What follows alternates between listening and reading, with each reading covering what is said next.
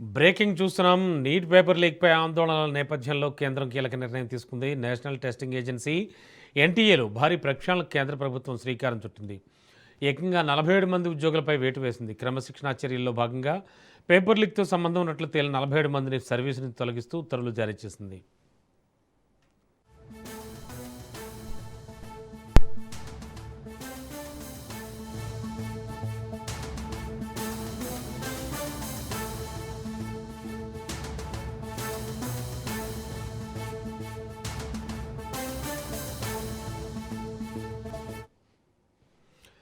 Professor Radhakrishnan committee చేసిన సిఫార్సుల ఆధారంగా సంస్కరణలు చేపట్టిన కేంద్రం ఎన్టీఏ వ్యవస్థను మరింత పటిష్టం చేసే దిశగా అడుగులు వేస్తోంది. ఇందులో భాగంగా సీనియర్ ప్రొఫెషనల్ పోస్టుల భర్తీకి నోటిఫికేషన్ విడుదల చేసింది.